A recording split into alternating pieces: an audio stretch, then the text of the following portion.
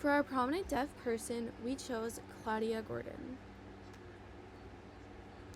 Why we chose Claudia Gordon? We chose Claudia for a multitude of reasons. She's inspirational through her resilience and determination. She shows that challenges do not limit success. She broke barriers in law and government.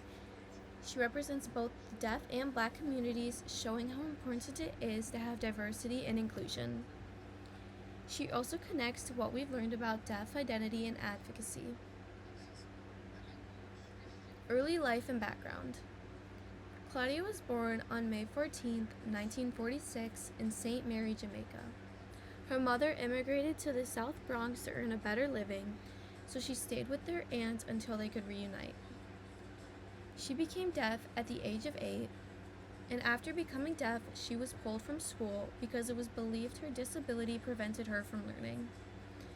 After becoming deaf, she faced discrimination in Jamaica, leading them to move.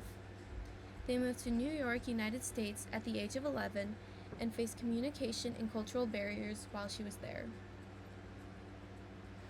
How she became deaf.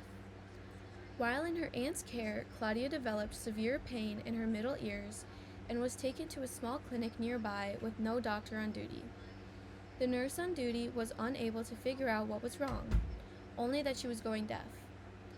It was assumed that she was struggling with Outis media, which is treated with antibiotics. She did not receive any treatment. She lost her hearing at the age of 8, halting her education for a couple of years. Inspiration. Once becoming deaf, she experienced discrimination and oppression in Jamaica daily. Others believe that she was now unable to learn and simply succeed in life because she was unable to hear. Because of this feeling, she wanted to be an advocate for those with disabilities by becoming a lawyer. While at school in Lexington, she was able to learn sign language and participated in mock trial. Through this, she was able to fully decide to take on the path of becoming a lawyer. Education journey. Her early education consisted of first attending a public school, then Lexington School and Center for the Deaf in New York. For higher education, she attended Howard University and earned a degree in political science. She then continued to American University Washington College of Law to study disability rights, law, and policy. She became the first Black deaf female law graduate and overcame communication barriers in higher education. Contributions.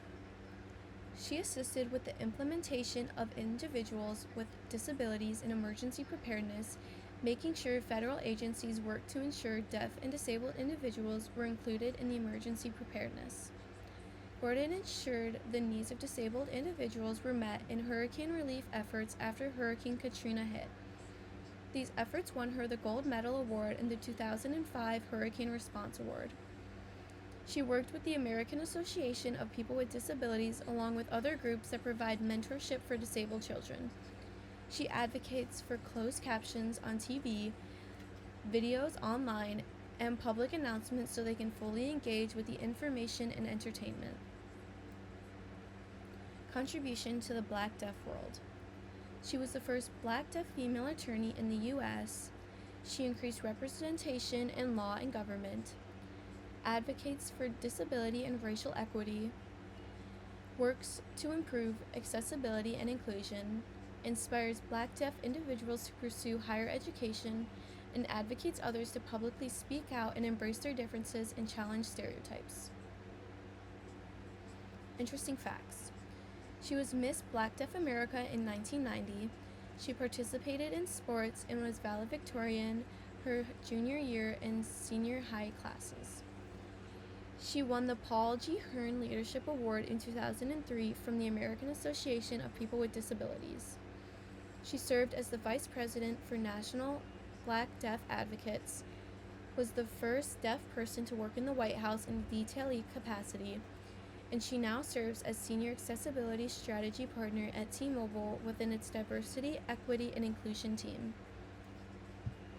Legacy and lasting impact. Claudia's legacy goes beyond her achievements. She opened doors for future Black deaf professionals who may not have seen themselves represented before. Her work increased visibility in spaces like law and government, in which diversity continues to grow. Her work inspired the next generation of disabled individuals and admiration to pursue their goals despite barriers. Her advocacy for inclusive policies in government helped normalize deaf professionals in high-level careers. Her actions overall helped to normalize the presence of deaf professionals even in an environment where it seemed atypical.